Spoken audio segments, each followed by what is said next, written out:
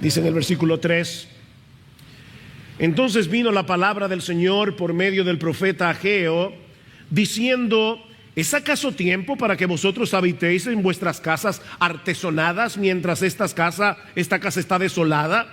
Ahora pues así dice el Señor de los ejércitos: Considerad bien vuestros caminos. Sembráis mucho, pero recogéis poco. Coméis, pero no hay suficiente para que os saciéis. Bebéis, pero no hay suficiente para que os embriaguéis. Os vestís, pero nadie se calienta. Y el que recibe salario en bolsa rota. Así dice el Señor de los ejércitos: considerad bien vuestros caminos. Subid al monte, traed madera y reedificad el templo, para que me agrade de él y yo sea glorificado, dice el Señor. Esperáis mucho, pero he aquí hay poco, y lo que traéis a casa yo lo aviento. ¿Por qué? Declara el Señor de los ejércitos: por causa de mi casa que está desolada, mientras cada uno de vosotros corre a su casa. Por tanto, por causa vuestra, los cielos han retenido su rocío y la tierra ha retenido su fruto. Y llamé a la sequía, yo llamé a la sequía sobre la tierra, sobre los montes, sobre el trigo, sobre el mosto, sobre el aceite, sobre lo que produce la tierra, sobre los hombres, sobre el ganado y sobre todo el trabajo de vuestras manos.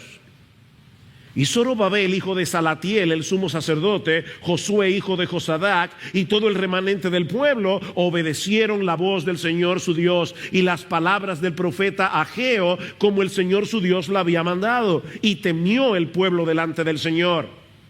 Entonces Ageo, mensajero del Señor, por mandato del Señor, habló al pueblo diciendo: yo estoy con vosotros, declara el Señor. Y despertó el Señor el espíritu de Zorobabel, hijo de Salatiel, gobernador de Judá, y el espíritu del sumo sacerdote Josué, hijo de Josadac, y el espíritu de todo el remanente del pueblo. Y vinieron y comenzaron la obra en la casa del Señor de los ejércitos, su Dios, el día 24 del mes sexto, en el año segundo del rey Darío.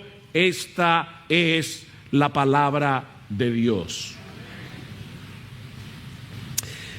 Alguien dijo en cierta ocasión que la santificación progresiva, la santificación de los cristianos, consiste en reducir la brecha que existe entre nuestra teología y nuestra vida práctica, entre lo que nosotros decimos creer y la forma como vivimos.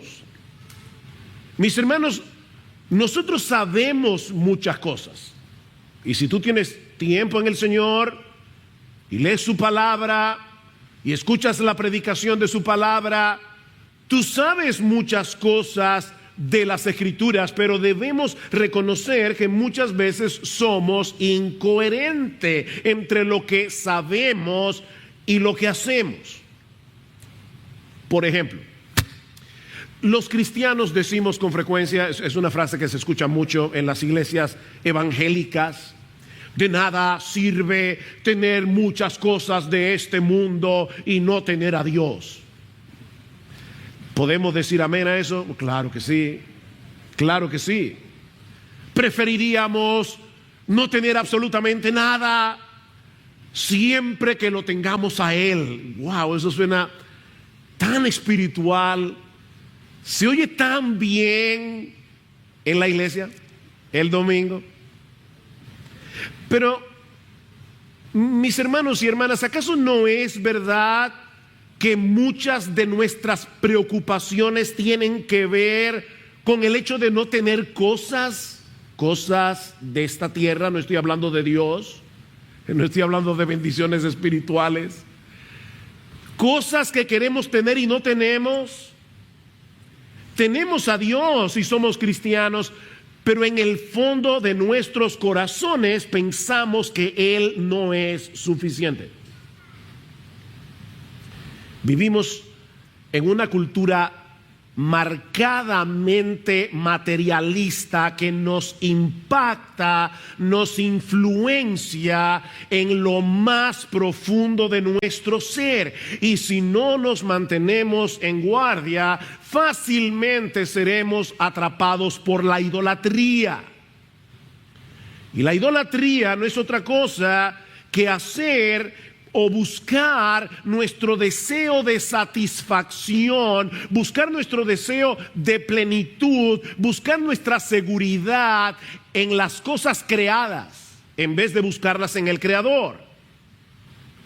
Es dejar de admirar a aquel que es supremamente adorable, supremamente admirable, y comenzar a buscar, a desear más las cosas creadas por Él que a Él. ¿Nunca has cometido ese pecado? Yo sí.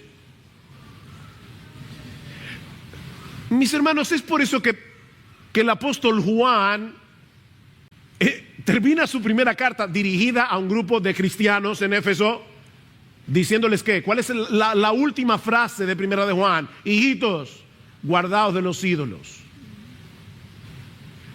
Hijitos, guardaos de los ídolos.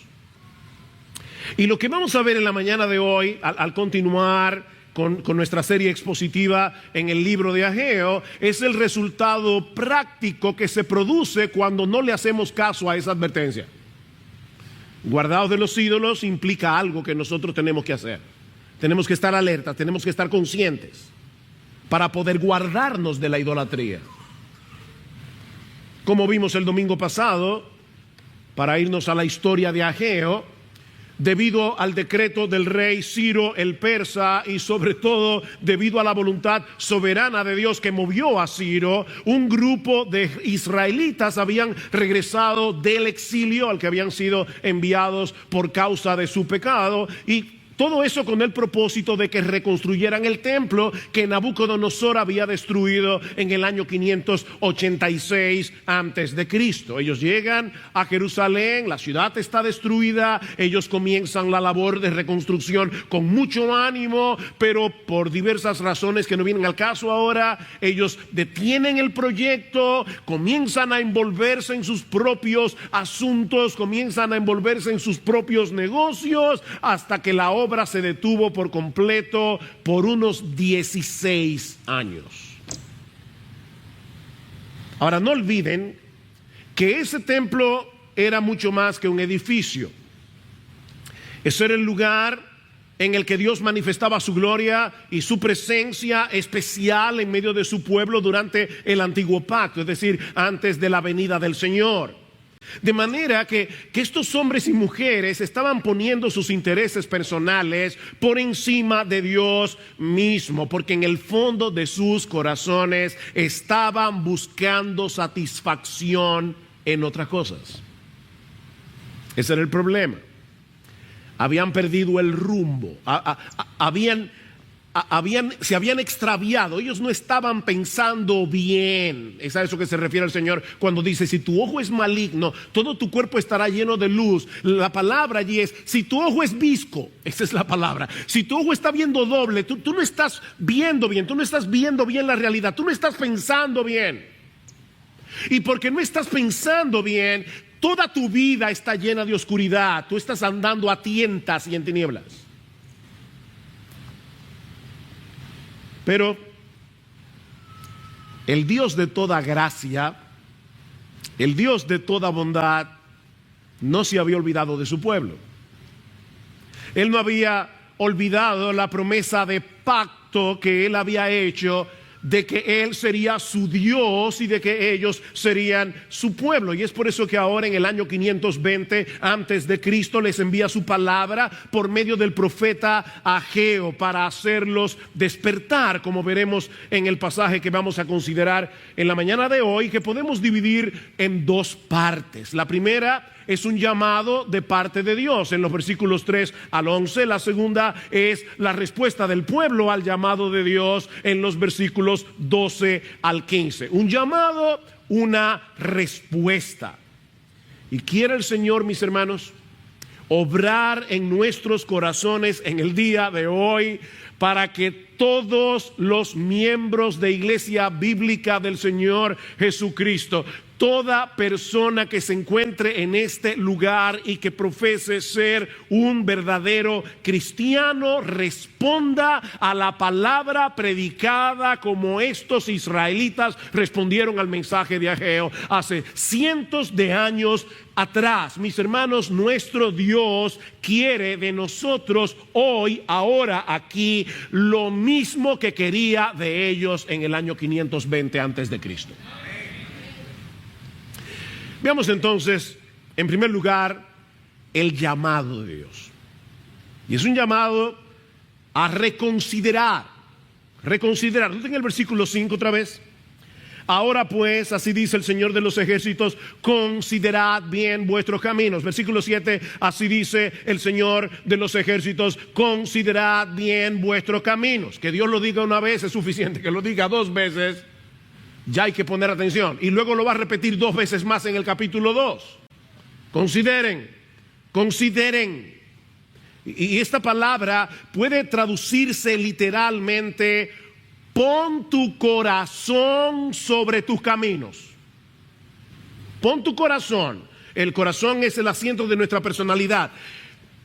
Pon toda tus facultades, tu voluntad, tu intelecto, tus emociones, para examinar cuidadosamente cómo estás viviendo, para examinar seriamente cuál es la motivación que hay en tu corazón y que está moviendo tu vida en este momento. Considera, reflexiona, piensa.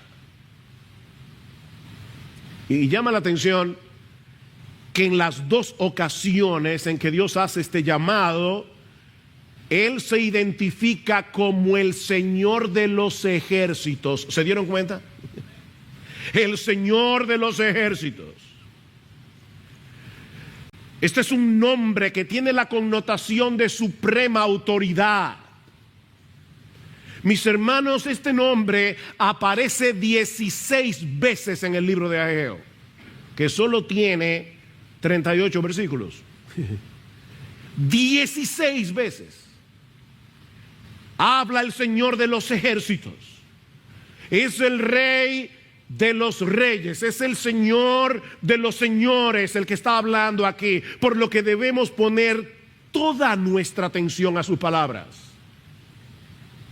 Hay una insistencia en todo este capítulo, no sé si se dieron cuenta, en el hecho de que es Dios mismo el que los está llamando a recapacitar. Versículo 1, vino la palabra del Señor por medio del profeta Ageo. Versículo 2, así dice el Señor de los ejércitos. Versículo 3, entonces vino la palabra del Señor. Versículo 5, dice el Señor de los ejércitos. Versículo 7, así dice el Señor de los ejércitos. Versículo 8, dice el Señor. Versículo 9, declara el Señor de los ejércitos. Versículo 12, dice que ellos obedecieron la voz del Señor su Dios y las palabras del profeta Ageo, como el Señor su Dios le había mandado. Versículo 13 dice entonces Ageo, mensajero del Señor, por mandato del Señor, habló al pueblo. ¿Lo quieren más claro? Miren, aunque hay una enorme diferencia entre un profeta y un predicador, nosotros no somos inspirados por Dios. La palabra de Dios siempre viene a nosotros por medio de hombres, o hombres comunes y corrientes, que Él llama, que Él capacita para que nos prediquen en su nombre. Mis hermanos, cada vez que nosotros venimos a la iglesia y la palabra de Dios es explicada y aplicada fielmente, es Dios el que está hablando. El que a vosotros oye, les dice Jesús a sus discípulos, a mí me oye. Lucas 10:16, perdón. El que a vosotros oye, a mí me oye. Dios en los días de Ageo está mirando a su pueblo extraviado y los llama desde el cielo a que se detengan a pensar. ¿Saben por qué, mis hermanos? Porque Dios no quiere de nosotros un activismo irreflexivo. No es tan sencillo como, bueno, mira, ya deja de hacer esto y comienza a hacer esto otro. No. No, antes de mover un pie, antes de mover un dedo, detente a pensar. Reflexiona. Estos hombres y mujeres debían examinar sus corazones, porque si no lo hacían no iban a llegar a la raíz del problema. Lo mismo que debemos hacer nosotros en el día de hoy. Debemos detenernos a pensar. ¿Pensar en qué? Bueno, Ageo nos lo dice en este capítulo. En primer lugar, debemos pensar en cuál es el orden de nuestras prioridades. ¿Están nuestras prioridades en orden? Vean el versículo 3 una vez más. Entonces vino la palabra del Señor por medio del profeta Ageo diciendo: ¿es acaso tiempo para que vosotros habitéis en vuestras casas artesonadas mientras esta casa está desolada? Otra versión lo traduce de esta manera: ¿por qué viven ustedes en casas lujosas mientras mi casa permanece en ruinas?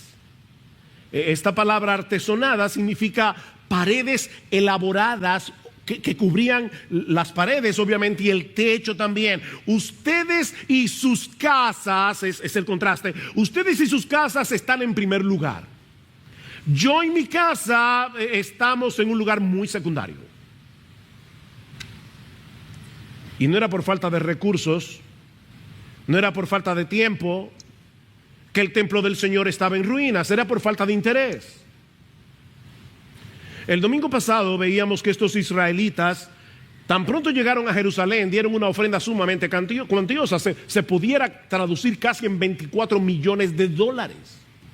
Eso es una ofrenda. La pregunta es, ¿qué hicieron con ese dinero? ¿Qué pasó con esa ofrenda? Bueno, reconozco que esto es una especulación, pero varios comentaristas entienden que lo habían gastado en la construcción de sus propias casas. El dinero que ellos habían ofrendado, tal vez pensaron: bueno, después de todo nosotros tenemos que reconstruir también Jerusalén, si no tenemos comodidad no vamos a poder dedicarnos a la labor, y en eso se les fue 16 años.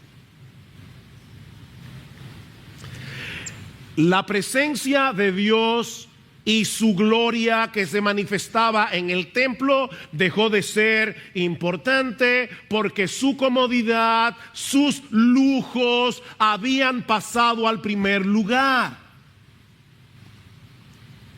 Ustedes dicen que no es el momento apropiado para ocuparse de mi casa, pero la realidad es que ustedes han apartado mi gloria de su vista. Ya no desean mi presencia. Ustedes tienen sus prioridades trastornadas porque no están pensando bien. Miren, mis hermanos, nunca olviden esto. La verdadera transformación comienza en la cabeza. Aquí. Comienza en la mente. Comienza en nuestras convicciones. Esa es la diferencia entre la persuasión y la manipulación. Hay muchos predicadores hoy que manipulan a la gente para moverlos a actuar, pero nosotros persuadimos por medio de la enseñanza de la palabra de Dios. De hecho, en un momento vamos a ver que este mensaje de Ageo está enraizado en las palabras que Dios le había revelado al pueblo cientos de años antes, en los días de Moisés. Así que lo que Ageo está haciendo aquí es llamar al pueblo, o Dios por medio de Ageo, para que piensen bíblicamente. El mismo Ageo estaba siendo bíblico. Él está basándose en una revelación anterior, y es lo que estamos haciendo nosotros en el día de hoy. Tú y yo necesitamos ser transformados por medio de la renovación de nuestro entendimiento, como dice Pablo en Romanos 12:2. Y para que eso sea posible, tenemos que detenernos a examinar nuestras vidas seriamente a la luz de la palabra de Dios. De hecho, cuando termine este culto, ustedes van a ver que el pianista va a tocar algo. No salgas corriendo.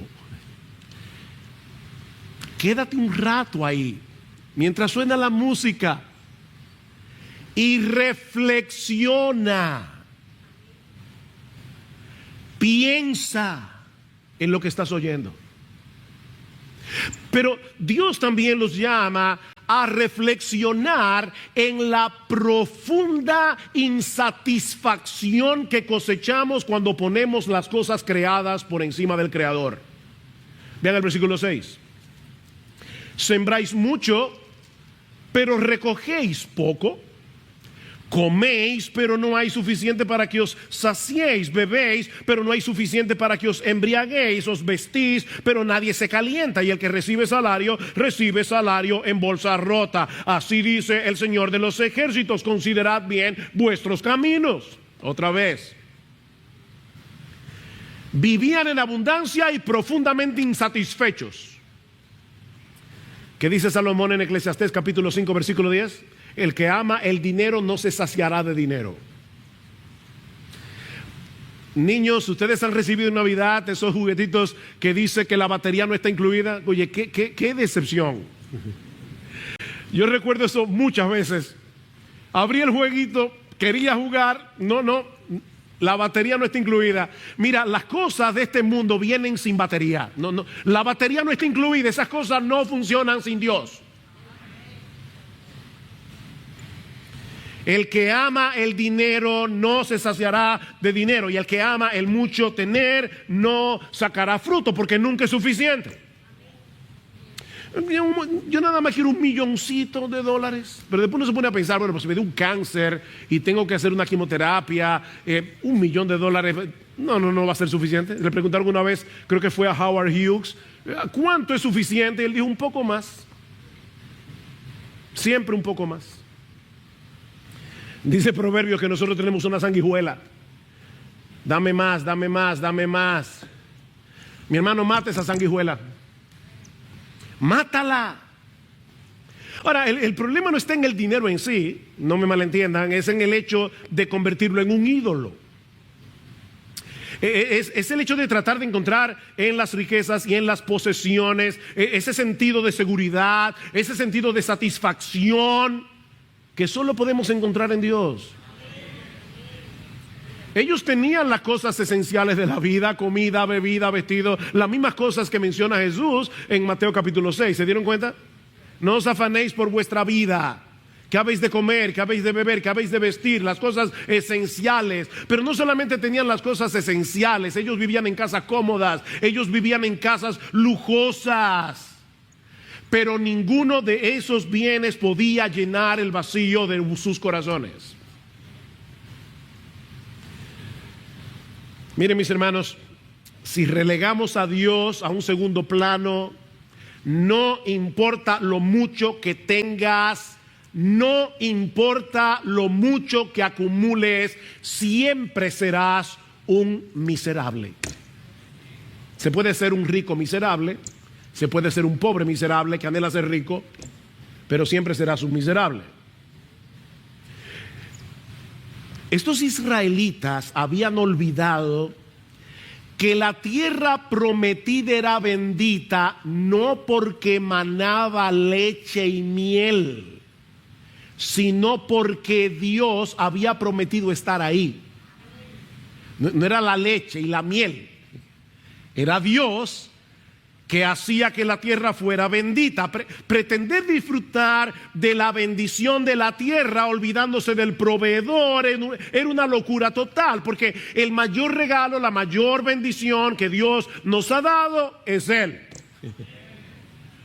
Él es nuestra mayor bendición. Es por eso que Dios también los llama a poner primero lo primero. Otra vez, Jesús en Mateo 6. Buscad primeramente el reino de Dios y su justicia. Bueno, eso es lo que Ageo está diciendo aquí. Busquen primero lo primero, para que puedan volver a disfrutar de la bendita bendición de su presencia en medio de ellos. Versículo 8, subid al monte, traed madera y reedificad el templo, para que me agrade de él y yo sea glorificado, dice el Señor. No debemos actuar sin reflexionar, pero tampoco debemos dedicarnos a una vida contemplativa. No hago nada porque estoy pensando. Alguien ha dicho, la acción sin reflexión es imprudente, pero la reflexión sin acción es estéril. Examina tu vida, pero no te quedes ahí, ahora debes actuar. Es lo que le está diciendo Dios al pueblo. Suban al monte, busquen madera, reconstruyan mi casa. Y otra vez, miren cuál es la motivación: para que me agrade de él, es decir, del templo. Yo me voy a agradar de esa casa por lo que esa casa representa, y yo sea glorificado, dice el Señor. ¿Se están dando cuenta de lo que está pasando aquí? Dios les está diciendo, busquen primero mi gloria, busquen primero mi reino, lo demás es añadidura. Pero si ustedes ponen mis intereses por encima de vuestros intereses, al final, entonces entenderéis y experimentaréis verdadera satisfacción. Es el orden que está trastornado. Ahora, hay algo interesante aquí que yo no quiero que ustedes dejen de notar, es importante. Cuando lleguemos al capítulo 2, la semana que viene, si el Señor lo permite, vamos a ver que en comparación con el templo de Salomón, este templo que ellos iban a reedificar no era nada extraordinario. Sin embargo, ¿qué está diciendo Dios aquí? Yo voy a ser glorificado en ese templo. Porque eso no depende de cuán espectacular quede el edificio. Eso depende de que yo esté ahí. Es mi presencia lo que lo hace espectacular. ¿Ustedes recuerdan cuando Jacob estaba huyendo de Saúl? Y de repente dice en Génesis capítulo 28 versículo 11 que él llegó a un cierto lugar, ni siquiera nos dice cuál es el nombre. Dice que Jacob llegó a un cierto lugar, se durmió allí, el sol se había puesto, y tomó una de las piedras y se la puso debajo de la cabeza y se acostó y se durmió. Increíble, Jacob está en medio de la nada con una piedra funcionándole de almohada. Pero en ese lugar tan ordinario, en ese lugar tan común y corriente, Dios vino a encontrarse con él y eso lo cambió todo. Dice en el versículo 16, que despertó Jacob de su sueño y dijo, ciertamente el Señor está en este lugar y yo no lo sabía. Y tuvo miedo y dijo, cuán imponente es este lugar. Esto no es más que la casa de Dios y esta es la puerta del cielo. ¡Qué visión! El día anterior era un campo. Ahora es un lugar imponente. Mis hermanos, la presencia de Dios en una iglesia no depende de la magnificencia del edificio. No depende de contar con un acompañamiento musical espectacular para el tiempo de alabanza. No depende de que nosotros planifiquemos un culto tipo Disney. No. Miren, podemos estar en un edificio súper sencillo, cantar a capela, o en medio de la nada. Pero si Dios viene a nosotros con su palabra, de repente lo ordinario se convierte en algo imponente porque Él está ahí. Él está ahí. Escuchen lo que Dios le dice a Israel, y este pasaje siempre me ha chocado. Luego de darle los 10 mandamientos en Éxodo 20, dice, altar de tierra harás para mí y sacrificarás sobre él tus holocaustos. Dios, perdona, pero un altar de tierra, mira, nosotros podemos buscar algo más bonito. Es más, vamos a buscar una diseñadora de interiores Yo no quiero diseñadora de interiores. Yo quiero un altar de tierra. Y de hecho, más adelante dice, tampoco lo quiero de piedras labradas. No es, déjeme decirlo en lenguaje de los jóvenes, yo no quiero un altar fancy. Altar de tierra. ¿Saben por qué? Ahora escuchen. Porque en todo lugar donde yo hiciere que esté la memoria de mi nombre, vendré a ti y te bendeciré. Aunque sea un altar de tierra. Y eso es lo que ocurre cuando su pueblo se congrega en su día. Mis hermanos, no olviden que la iglesia es la casa de Dios, dice Pablo en 1 Timoteo capítulo 3 versículo 15, lo mismo que dice Jacob, esta es la casa de Dios. Bueno, esta es la casa de Dios, esta es la puerta del cielo, porque esta es la columna y baluarte de la verdad. Mis hermanos, este edificio de varilla y de cemento, que por cierto, Dios nos ha dado uno bastante cómodo en comparación con el de muchas iglesias. Pero este edificio, y soy intencional en llamarle edificio, porque esto no es un templo. Esto no es un templo. Siempre que yo escucho a las personas decir, yo voy al templo, no, tú no vas al templo, tú eres el templo. Esto es un edificio que alberga el templo. Y cuando nosotros le llamamos templo al edificio, podemos perder de vista el verdadero templo del nuevo pacto. Y yo entiendo por qué la gente dice eso.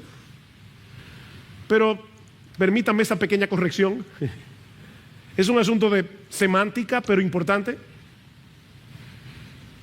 Este edificio de varilla y de cemento se convierte en un lugar imponente cuando su pueblo se congrega para adorarle y escuchar su palabra. Porque este es el lugar que Dios ha escogido para que habite la memoria de su nombre.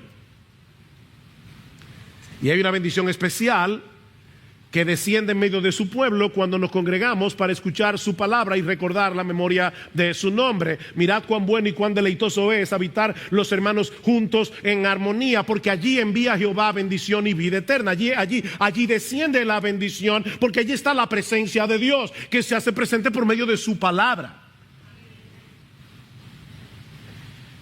Pero lo que estaba sucediendo en los días de Ageo era todo lo contrario. Ellos estaban en la tierra prometida, en la tierra de la bendición, experimentando todas las maldiciones de Deuteronomio 28. Ahí es donde Ageo está citando a Moisés. Noten el versículo 9. Esperáis mucho, pero aquí hay poco, y lo que traéis a casa yo lo aviento. ¿Por qué? Declara el Señor de los ejércitos, por causa de mi casa que está desolada, mientras cada uno de vosotros corre a su casa. Por tanto, por causa vuestra, los cielos han retenido su rocío, y la tierra ha retenido su fruto. Y yo, el Dios de los ejércitos, que gobierno todas las cosas, hasta la lluvia de las nubes, yo llamé a la sequía. ¿Qué dice en Deuteronomio 28? Si ustedes no obedecen, vuestra bendición se convertirá en maldición. Y los cielos que están sobre tu cabeza serán de bronce, y la tierra que está debajo de ti de hierro. Dice, dará Jehová por lluvia a tu tierra polvo y ceniza. De los cielos descenderán sobre ti polvo y ceniza, no agua, hasta que perezcas. ¿Te suena duro? ¿Sabes que detrás de esas palabras sí es verdad que hay un juicio, pero al mismo tiempo hay un llamado de gracia de parte de Dios para que no cometamos el error de divorciar de su bendición de aquel que es la fuente de todo bien? Yo no tengo el tiempo ahora para leer el capítulo 4 del profeta Amós, Pero cuando lleguen a sus casas, busquen Amós capítulo 4 y lean desde el versículo 6 hasta el versículo 11. Y ustedes van a ver allí una lista de calamidades que Dios había traído a su pueblo por causa de sus pecados. Y cada una de esas calamidades termina con un estribillo: pero no os habéis vuelto a mí, declara el Señor. Estas calamidades eran una llamada despertadora para que se volvieran a Él, pero no os habéis vuelto a mí. Ese era el propósito. No era hacer sus vidas miserables, era destruir su miserable idolatría.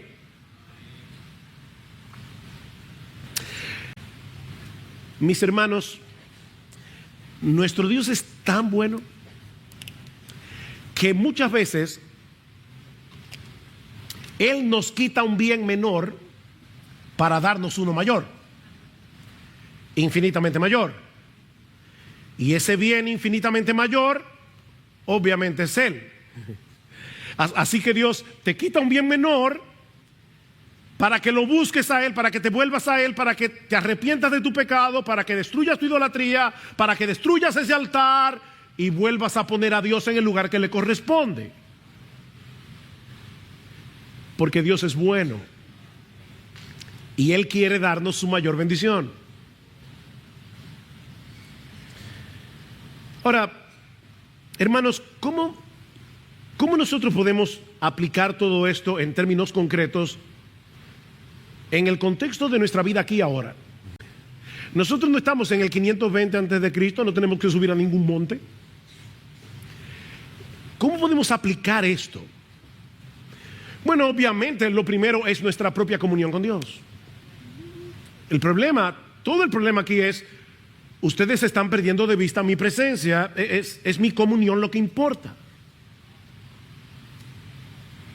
Y Dios nos ha provisto muchos medios a través de los cuales nosotros podemos tener comunión con Él. Nos ha provisto su palabra, nos ha provisto la oración, nos ha provisto la iglesia, congregarnos en su iglesia, en su día, en medio de su pueblo. Nos ha dado la cena del Señor.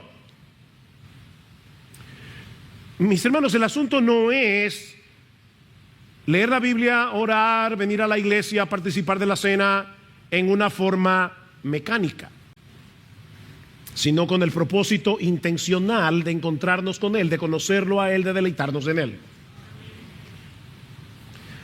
Y lo mismo podemos decir de la obediencia. El punto no es cumplir en automático una lista de deberes. No, es buscar intencionalmente el agrado de Dios en lo que hacemos. Yo quiero agradarte, Señor. Esto que voy a hacer es para ti. Colosenses 3, ¿recuerdan? Hacedlo de corazón, como para el Señor. Y ahí no estaba hablando ni siquiera de cosas espirituales como leer la Biblia, ir a la iglesia. No, aún tus labores cotidianas, hazlas para el Señor, intencionalmente. Señor, yo quiero agradarte con esto que hago. Y eso te mantiene todo el día en comunión con Él. Porque, jóvenes, hasta las tareas del colegio es para ti, Señor. Yo quiero ser responsable para ti. Y entonces de repente una cosa totalmente cotidiana se convierte en una plataforma en la que yo tengo comunión con Dios. Recibiste una bendición, un favor de Dios, conviértela de inmediato en un motivo de alabanza y gratitud, de inmediato. Puede ser algo tan sencillo como en estos días: Señor, provéeme un parqueo. Y voy llegando y ahí está saliendo un carro. ¡Wow! ¡Qué gracias, Señor! Necesitaba ese parqueo. Convierte cada cosa en un motivo de gratitud, en un motivo de alabanza. ¿Sabes por qué? Porque eso te librará de la idolatría y te recordará que toda bendición que recibimos de la mano de Dios es completamente inmerecida. Solo Cristo merece la bendición de Dios y nosotros estamos en Él. Así que esas cosas de repente me recuerdan a Jesús y se convierten en un motivo de alabanza a Jesús. ¿Qué dice Pablo en Efesios capítulo 1 versículo 3? Bendito sea el Dios y Padre de nuestro Señor Jesucristo, que nos bendijo con toda bendición espiritual en los lugares en Cristo, según nos escogió en Él antes de la fundación del mundo, porque fuimos predestinados para ser adoptados hijos suyos. Somos aceptados en el amado, y como estamos en el amado, Dios ahora no nos ve como a Sujel Michelén o como a cualquiera de ustedes. Dios nos ve como a Jesús, porque nuestras vidas están escondidas en Él. Y así te mantienes el día en comunión con el Señor. ¿Y qué de ocuparnos de su casa? Que es el enfoque de este texto. Bueno, no olvides que este templo en el Antiguo Testamento no era más que un anticipo del verdadero templo, que es el Verbo encarnado. Jesús es el templo, el verdadero templo de Dios. Él es el punto de contacto entre el hombre y Dios. Y todos aquellos que estamos unidos a Él por la fe, ahora también formamos un templo espiritual. Pedro nos dice en su primera carta: acercándoos a Él, piedra viva, desechada ciertamente por los hombres, mas para Dios escogida y preciosa, Cristo, vosotros también, como piedras vivas, sed edificados como casa espiritual y sacerdocio santo, para ofrecer sacrificios espirituales aceptables a Dios por medio de Jesucristo. Me encantó que un hermano de nuestro grupo pequeño esta semana me decía que cuando oí el sermón del domingo pasado se acordaba de este texto. Nosotros somos el templo de Dios del nuevo pacto. La pregunta es, ¿nos estamos ocupando de ese templo? Porque el problema de Israel en aquellos días es: Señor, mis intereses están por encima de tu casa. La pregunta es, ¿nos estamos ocupando de esa casa nosotros ahora o en el día de hoy? ¿Procuramos intencionalmente que los miembros de esta iglesia con los que tenemos contacto durante la semana o tal vez en nuestro grupo pequeño, nosotros podamos hablar la verdad en amor con esos miembros, para que todos juntos podamos seguir creciendo a la imagen de nuestro bendito Señor y Salvador? ¿O todavía no es el tiempo? Tú te estás convenciendo a ti mismo que tú no tienes tiempo. ¿Cuál es el proceso que se describe en Efesios 4, versículo 11? Y Él mismo, Cristo, constituyó a unos apóstoles, a otros profetas, a otros pastores y maestros. ¿Para qué? Para perfeccionar a los santos. ¿Para qué? Para que los santos, los creyentes, hagan la obra del ministerio. ¿Para qué? Para que todos juntos sigamos creciendo a la medida del varón perfecto, que es nuestro Señor Jesucristo. Para que, hablando la verdad en amor, crezcamos en todo en aquel que es la cabeza, cuando cada miembro actúa conforme a los dones que el Señor le ha dado. Ese es el proceso. ¿Cuál es la misión de esta iglesia? Formar una comunidad de discípulos que hacen discípulos, hablando la palabra en dependencia del Espíritu Santo. La misión de esta iglesia es conformar un cuerpo en el que todo el mundo está discipulando y siendo discipulado. ¿Ves? No tienes que hacer algo extraordinario, es simplemente ocuparte en un momento dado de bendecir a otro creyente para que siga conformándose a la imagen de Jesús. Tú también estás luchando con lo mismo, pero se están ayudando mutuamente.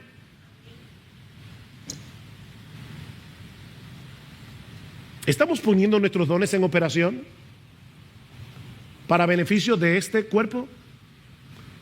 ¿Qué dice Primera de Pedro capítulo 4 versículo 10? Cada uno según el don que ha recibido, ministrelo a los otros como buenos administradores de la multiforme gracia de Dios. Cada uno, no los pastores, no los diáconos, cada uno según el don que ha recibido. Mis hermanos, eso está en palabra de Dios como Ageo 1.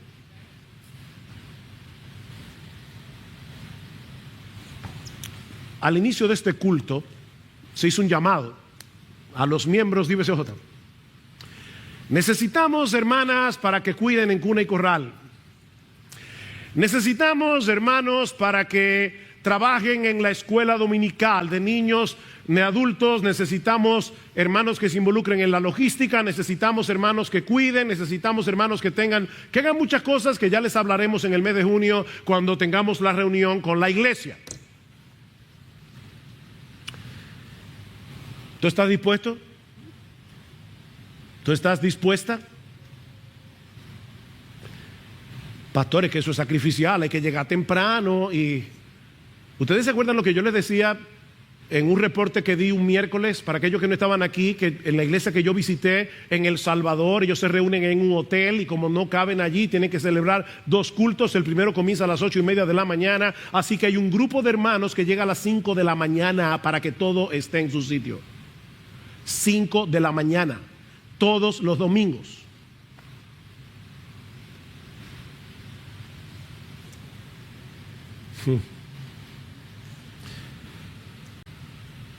Sí, es sacrificial, pero debemos estar tan interesados en la gloria de Dios que se manifiesta en la iglesia, dice Pablo en Efesios 3:21. Es aquí sea la gloria en la iglesia en Cristo Jesús por todas las edades, por los siglos de los siglos, aquí en la iglesia. Estamos tan interesados en esa gloria que deberíamos estar dispuestos, mis hermanos, a salir de nuestra zona de comodidad y a decir como el profeta Isaías: heme aquí, envíame a mí.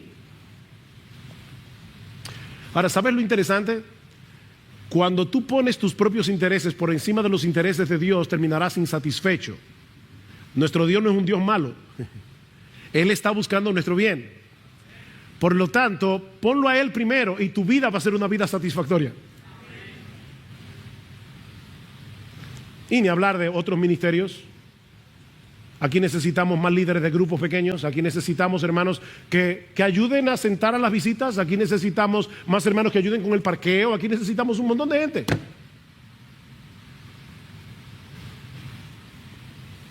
No es falta de tiempo, mis hermanos.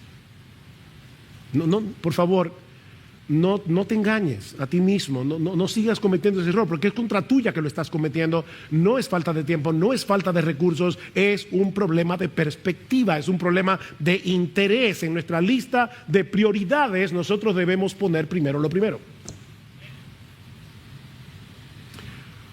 Pon tu delicia en el Señor. ¿Recuerdan? Salmo 37:4. Es algo intencional y no es opcional, es una orden, pero es una bendita orden. Es una orden del Dios bueno que quiere nuestro bien. No quiero que te desgracies la vida, y por eso pon tu delicia en el Señor y Él te dará las peticiones de tu corazón. ¿Cómo así? O que cuando Dios es tu delicia, tus prioridades estarán en su lugar y por lo tanto tus oraciones serán adecuadas conforme a su voluntad, y por lo tanto Él te concederá las peticiones de tu corazón, porque tu corazón está afinado con el suyo. Pon tu delicia en el Señor, porque en Él está, dice el salmista en otro salmo, el manantial de la vida. Wow, en Él está el manantial de la vida. En tu luz veremos la luz.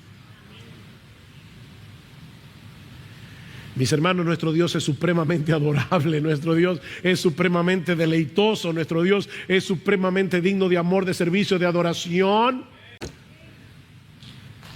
Ninguna de las cosas creadas por Él puede producir una mayor satisfacción que aquel que la creó.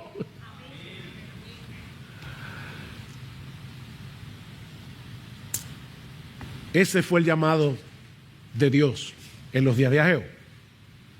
¿Y cómo respondió el pueblo? Bueno, eso nos lleva a nuestro segundo encabezado, la respuesta del pueblo al llamado de Dios. Versículo 12. Y Zorobabel, hijo de Salatiel, el sumo sacerdote, Josué, hijo de Josadac, no se preocupen, esto lo veremos más brevemente, y todo el remanente del pueblo obedecieron la voz del Señor su Dios y las palabras del profeta Ageo, como el Señor su Dios le había mandado, y temió el pueblo delante del Señor. Entonces Ageo, mensajero del Señor, por mandato del Señor, habló al pueblo diciendo: yo estoy con vosotros, declara el Señor. Y despertó el Señor el espíritu de Zorobabel, hijo de Salatiel, gobernador de Judá, y el espíritu del sumo sacerdote Josué, hijo de Josadac, y el espíritu de todo el remanente del pueblo. Wow, qué respuesta. Y aquí vemos una vez más esa mezcla misteriosa entre lo divino y lo humano.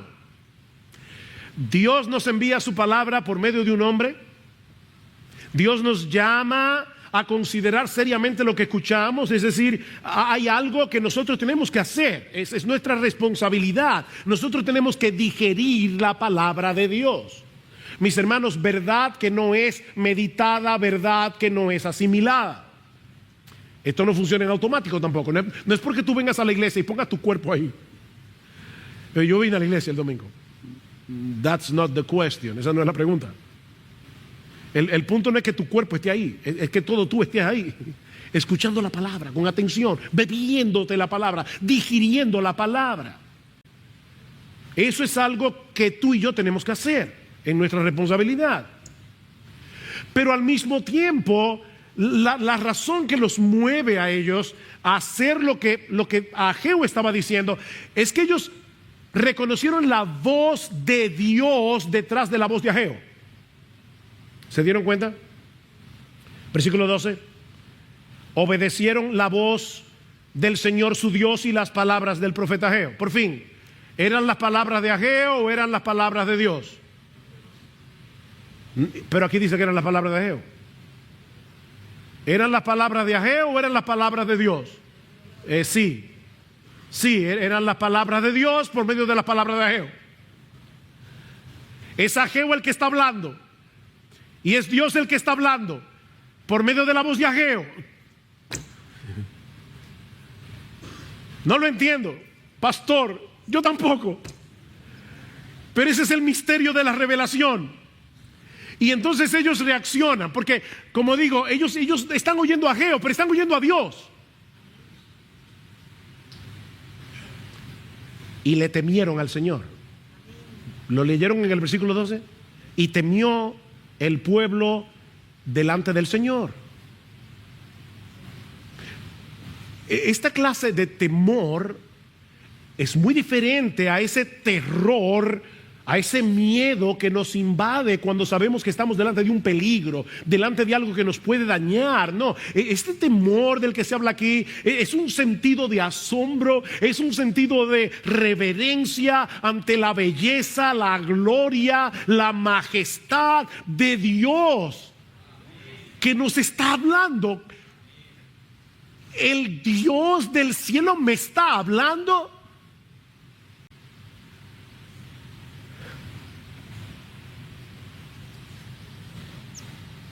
Y eso es lo que nos mueve a querer hacer lo que Él nos ordena. Versículo 13. Entonces Ageo, mensajero del Señor, por mandato del Señor, habló al pueblo diciendo: yo estoy con vosotros, declara el Señor. Y despertó el Señor el espíritu. Esta no es una obediencia mecánica, esta es una obediencia que nace de la fe, no de un miedo servil a Dios. Si no hacemos esto, nos caerá un rayo del cielo. No, mire, si fuera así, habrían tormentas todos los días. No, es que nosotros sabemos que Él es infinitamente bueno, que Él es infinitamente sabio, que Él nos ama en Cristo con un amor inalterable, profundo, inmutable, y por eso nosotros queremos hacer lo que Él nos manda. Es por fe que andamos. Pero al mismo tiempo Ageo reconoce que detrás de la reacción sorprendente que tuvo el pueblo, el Espíritu de Dios los estaba despertando. ¿Ven? Versículo 14, y despertó el Señor el espíritu de Zorobabel, hijo de Salatiel, gobernador de Judá, el espíritu del sumo sacerdote, hijo de Josadac, el espíritu de todo el remanente del pueblo. El Espíritu de Dios, versículo 5 del capítulo 2, que dice: conforme a la promesa que os hice cuando salisteis de Egipto, mi espíritu permanece en medio de vosotros, no temáis. ¿Quién los despertó? El Espíritu Santo. El Espíritu despertó el espíritu de ellos por medio de la palabra. Es interesante que en Esdras capítulo 1 versículo 1 dice que Dios despertó el espíritu de Ciro. La misma palabra de Ageo. Dios despertó el espíritu de un rey impío para que decretara el regreso del pueblo. Y luego dice en el versículo 5 que Dios despertó el espíritu del pueblo para que le pusiera mano a la obra. El Espíritu de Dios, obrando por medio de la palabra de Dios, despertó al pueblo. Ahora, ¿saben qué? Ni Ciro ni el pueblo actuaron como robots programados para obedecer. Ellos tomaron una decisión. Porque previamente Dios había obrado en su corazón. Otra vez, pastor, no lo entiendo, yo tampoco. Porque yo sé que cuando yo tomo una decisión, yo tomo una decisión. Qué profundo, ¿verdad? Yo decido hacer lo que decido y hago lo que hago, yo lo hago. Pero lo que yo no sé es que de una forma misteriosa el Espíritu Santo está obrando en mí para que cuando yo hago algo bueno, la gloria se la lleve Él. Es una que dice Pablo en Filipenses capítulo 2 versículos 12 al 13: ocupaos en vuestra salvación con temor y con temblor. ¿Por qué? Porque Dios es el que en vosotros produce el querer como el hacer por su buena voluntad. El misterio de la obediencia. Dios obra en nosotros por medio de su Espíritu, por medio de su palabra, para que seamos movidos a actuar, y sin embargo sigue siendo nuestra decisión. Ellos decidieron reanudar el proyecto de construcción, y dice en el versículo 14 que comenzaron la obra de la casa del Señor de los ejércitos su Dios el día 24 del mes sexto, en el segundo año del rey Darío. Alguien me preguntará: ¿y por qué tardaron tanto? Porque el mensaje vino el día primero y ellos comenzaron a reconstruir el 24. ¿Qué pasó en esos 23 días? Mis hermanos, aquí no dice que ellos tardaron 23 días en obedecer. Lo que dice el texto es que ellos tardaron 23 días en comenzar la obra, pero habían algunas cosas que ellos tenían que hacer. Había que recoger todos los escombros, toda la basura que se había acumulado en el lugar del templo por 16 años. Había que buscar los materiales, había que preparar los materiales, había que preparar los equipos de construcción. Esta obra era monumental, esto requería una gran planificación. Así que ellos no obedecieron a Ageo 23 días después. Ellos comenzaron la reconstrucción 23 días después. Pero miren, hermanos, cuando es el Dios soberano el que habla, el mismo que entregó a su Hijo para librarnos de la condenación y de la esclavitud del pecado, toda dilación en el camino de la obediencia es inapropiada.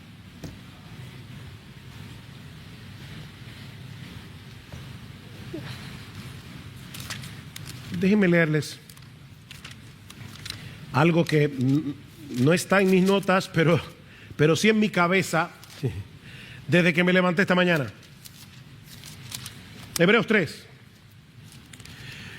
El Señor está llamando a su pueblo en Hebreos y dice, me llama la atención, dice en el versículo 7, por lo cual, como dice el Espíritu Santo, si oís hoy su voz, está citando el Salmo 95, no endurezcáis vuestros corazones.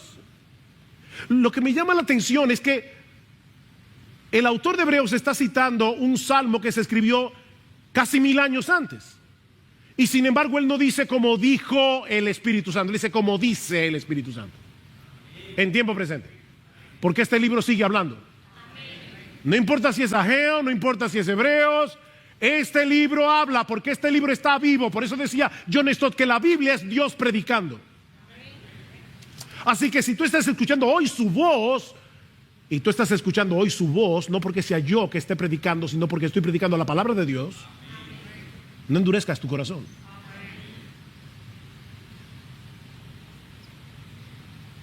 ¿Qué decían ellos al principio? Este no es el momento más apropiado. Pero Dios habló por medio de Ageo y de inmediato pusieron manos a la obra. Mis hermanos, cuánto más nosotros que entendemos mejor que ellos el significado de ese templo. Ellos estaban contemplando apenas una sombra de algo mucho más glorioso, la encarnación del Hijo de Dios que se hizo hombre para morir en una cruz, para redimirnos de nuestros pecados, para comprarnos para Dios, para adoptarnos como hijos suyos y hacer de nosotros su templo. Este templo, mis hermanos, simbolizaba el Evangelio. ¿Se dan cuenta? Este templo simbolizaba el Evangelio, cuyos beneficios ahora nosotros disfrutamos de pura gracia. Y ese amor incomprensible, incomparable de Dios es el combustible que debe movernos a la obediencia. El amor de Cristo nos constriñe pensando esto, que si uno murió por todos, luego todos murieron y por todos murió, para que los que viven ya no vivan para sí, sino para aquel que murió y resucitó por ellos. El amor de Cristo, ese es el combustible. Oh, mis hermanos, no estamos solos en el camino de la obediencia. Así como Dios les asegura a los israelitas en los días de Ageo, yo estoy con vosotros. Lo vieron en el versículo 13, yo estoy con vosotros. Así nuestro Emmanuel, Dios con nosotros, ha prometido, yo estoy con ustedes todos los días hasta el fin del mundo. Nuestro Emmanuel. Él habita en nosotros por su Espíritu. Y está obrando en nosotros para que podamos movernos deleitosamente en el camino de su voluntad. Así que mi hermano, reflexiona, mi hermano, examínate y en dependencia del Espíritu Santo, ahora, aquí, en este momento, no mañana, no pasado, ahora toma la determinación de poner primero lo primero. Oh, que el Señor nos ayude en esta hora. De tal manera que podamos decir como el salmista, ¿a quién tengo yo en los cielos sino a ti? Y fuera de ti nada deseo en la tierra. Mi carne y mi corazón desfallecen, mas la roca de mi corazón y mi porción es Dios para siempre.